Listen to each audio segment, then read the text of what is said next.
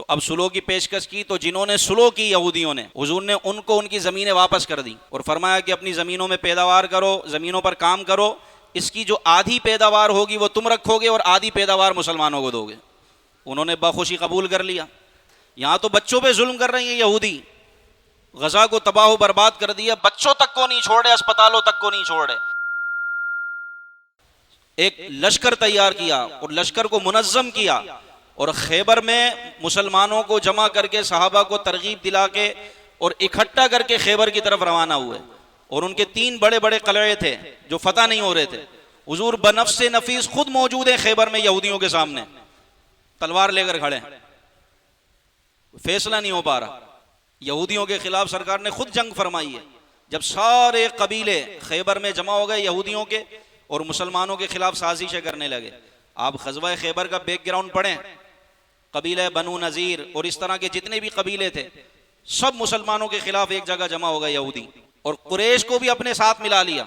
नबी पाक सल्लल्लाहु अलैहि वसल्लम ने सहाबा का एक लश्कर तरतीब दिया और खुद बनफ्स नफीस उसकी क़यादत फरमाई और यहूदियों के कलहों के सामने जाकर पड़ाव डाला और उनसे जंग की। लेकिन उनके 3 बड़े बड़े कलहे थे जिनमें वो अपना पूरा राशन उनका भरा हुआ था 1 साल का, वो कलों से बाहर ही नहीं निकलते थे, कलों के अंदर बैठ के वो जवाब देते। तो इस तरह कोई फैसला नहीं हो पा रहा था। नबी पाक सल्लल्लाहु अलैहि वसल्लम ने फरमाया, कल मैं ये झंडा उसको दूंगा जिसके हाथ पर अल्लाह ने फतह रखी है, जो अल्लाह का भी महबूब है, अल्लाह के रसूल का भी महबूब है, और वो भी अल्लाह और उसके रसूल से मोहब्बत करता है। अल्लाहु अकबर। सब आ गए सुबह सुबह, हुजूर ने सबकी तरफ एक तायराना नजर घुमाई, सब मौजूद थे सिवाय एक के।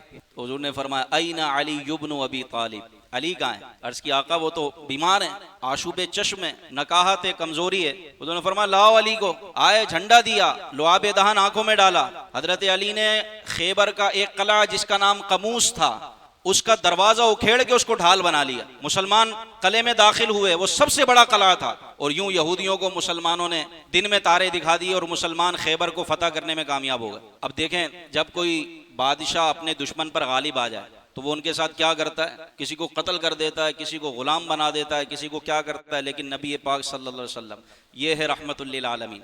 हुजूर अलैहि सलाम ने फरमाया कि अगर सुलह करना चाहते हो तो सुलह कर लो यहूदियों से, कि जिन्होंने कुरैश को अपने साथ मिला लिया, मुसलमानों के खिलाफ साजिशें की, न जाने कितने मुसलमानों के खिलाफ प्रोपेगेंडे बनाए, कुरैश तक को अपने साथ मिला लिया, और फिर पूरे कबाइल मुसलमानों के खिलाफ जमा हो गए खैबर में। जब खैबर की फतह हुई, मुसलमान जीत गए, नबी पाक सल्लल्लाहु अलैहि वसल्लम चाहते तो उनको कत्ल कर देते, मुल्क बदर कर देते, लेकिन उनको सुलह की पेशकश की। ये मुसलमान का अमल है, क्योंकि मुसलमान अपने नफ्स के लिए नहीं लड़ता, अल्लाह और उसके रसूल के हुक्म पर अमल करते हुए लड़ता है। तो अब सुलह की पेशकश की, तो जिन्होंने सुलह की यहूदियों ने, हुजूर ने उनको उनकी ज़मीनें वापस कर दी और फरमाया कि अपनी ज़मीनों में पैदावार करो, ज़मीनों पर काम करो, इसकी जो आधी पैदावार होगी वो तुम रखोगे और आधी पैदावार मुसलमानों को दोगे। उन्होंने बखुशी कबूल कर लिया। ऐसी अदल की मिसाल कोई है तो बताएं। यहाँ तो बच्चों पे जुल्म कर रही है यहूदी, गजा को तबाह बर्बाद कर दिया, बच्चों तक को नहीं छोड़े, अस्पतालों तक को नहीं छोड़े। और हमारा इस्लाम क्या कहता है कि ना बच्चों पर तलवार उठानी है, ना औरतों पर तलवार उठानी है, ना बूढ़ों को कुछ कहना है, बल्कि यहां तक कैदियों की तीमारदारी करता है हमारा इस्लाम, हुक्म देता है। नबी उधर जो एक यहूदी सरदार था, हुयई बिन अख्तब, यहूदियों का बड़ा सरदार था, जब वो मारा गया या कैद में कर लिया गया तो उसकी बेटी थी सफिया बिन हुयई, चूंकि वो सरदार की बेटी थी, कैद होकर आई थी। नबी पाक सल्लल्लाहु अलैहि वसल्लम ने उनका एजाज फरमाया, यहाँ तक कि उनसे निकाह फरमाया और उनको उम्मुल मोमिनीन बना दिया। हजरत सफिया रदी अल्लाह ताला अन्हा, उम्मुल मोमिनीन हजरत सफिया, उनसे निकाह फरमाया सरकार ने। यानी जो कैदी थे उनसे तो है ही हुस्ने सुलूक, लेकिन सरदारों का भी एजाज फरमाते सरकार अलैहिस्सलातु वस्सलाम, उनको मोमिनों की माँ बना दिया। हुयई बिन अख्तब की बेटी थी हजरत सफिया, सुभान अल्लाह। वो मुसलमान हो गई नबी पाक सल्लल्लाहु अलैहि वसल्लम का हुस्ने अखलाक देखकर। हुजूर ने उनसे निकाह फरमाया और उनको क्या दर्जा दिया? मोमिनों की माँ का। ये है अखलाक, ये है नबी पाक सल्लल्लाहु अलैहि वसल्लम के अखलाक करीमाना। तो बहरहाल अब आप देखें कि खैबर पे सरकार अलैहिस्सलाम बनफ्स नफीस खुद तशरीफ ले गए और एक निज़ाम तरतीब दिया, सहाबाए किराम को लीड किया और हजरत अली को भेजा। हजरत अली ने दरवाज़ा उखेड़ दिया खैबर का। तो फरमाया कि कुफार को डराने धमकाने के लिए अपनी कुव्वत दिखाना, बहादुरी की बातें करना, ये बिल्कुल ऐन इस्लाम है और ये जायज़ है। आज हमारे मुसलमान इसलिए 1 अरब से ज्यादा मुसलमान हैं, लेकिन पस्ती का शिकार इसलिए कि हम दुश्मन की आंखों में आंखें नहीं डाल सकते। हमने मिसाइल सिर्फ जियारत के लिए रखे में। तो फरमाया वअइद्दु लहुम मस्ततअतुम मिन कुव्वतिन व रिबातिल खैल, अब कुव्वत को तैयार रखो अल्लाह और उसके दुश्मनों को डराने के लिए, अपनी ताकत को बढ़ाओ। ये हुक्म दिया गया है कुरान में सूरह अनफाल में आयत नंबर 60 में। अल्लाहु अकबर। यहाँ तक कि आप देखें काला खिजाब लगाना, सर और दाढ़ी के बालों पर सफ़ेद बालों को रंगना, सिया कर लेना, ये हराम है। यानी काला कलर लगाना, सफ़ेद बालों को काला करना, ये नाजायज़ और गुनाह है।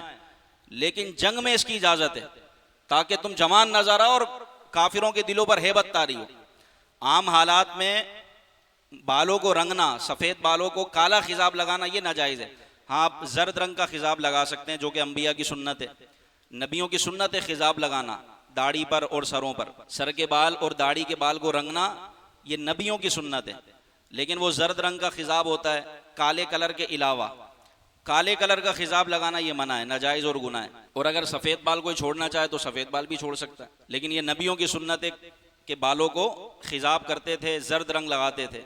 तो अब मैदान जिहाद में इसकी भी इजाज़त है कि बालों को लंबा कर ले और अगर सफ़ेद बाल हैं तो उनको काला कर ले ताकि काफिरों के दिलों पर हैबत तारी हो।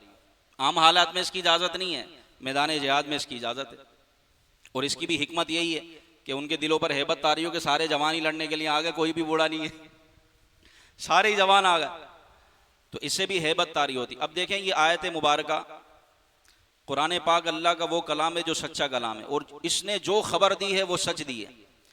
तो इस आयत को आप पेश नज़र रखें और कुरान पाक की हक़ानियत सूरज से भी ज़्यादा वाज़े हो जाएगी कि जब इस आयत को आप सामने रखेंगे और आप मौजूदा हालात को देखें कि जिस मुल्क के पास जितनी ज़्यादा ताकत है, जितनी ज़्यादा पावर है, जितनी ज़्यादा क़ुव्वत है, वो मुल्क सबसे अमन व सुकून के साथ रह रहा है, अमन व आशनी के साथ रह रहा है।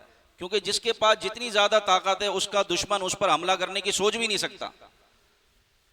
वो भले कितना जानी दुश्मन हो, लेकिन अगर उसके पास ताकत है, उसके पास क़ुव्वत है, उसके पास एटमी ताकत है, तो वो उस पर हमला करने की दुश्मन नहीं सोच सकता। लेकिन अगर जिस मुल्क के पास ताकत नहीं है, क़ुव्वत नहीं है, तो वो नाम निहाद इस्लामी ममालिक को हुकूक देने वाले वो भी कमज़ोर मुल्क पर हमला करने के लिए तैयार हो जाते हैं क्योंकि मुल्क कमज़ोर है।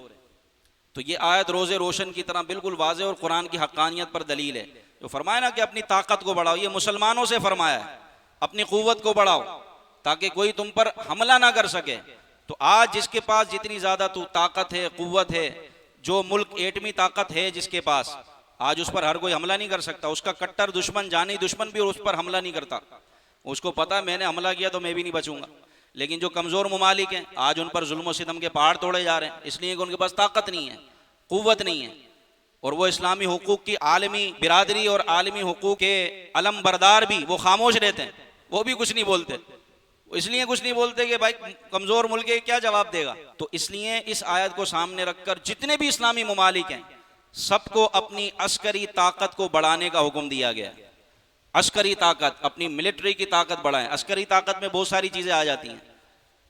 आप देखें अल्लाह के फजल व करम से पाकिस्तान एक एटमी मुल्क है, एक एटमी ताकत है, इसलिए हमारे चारों तरफ से दुश्मन ही दुश्मन है, लेकिन कोई हमला करने की नहीं सोचता, कोशिश पूरी करते हैं।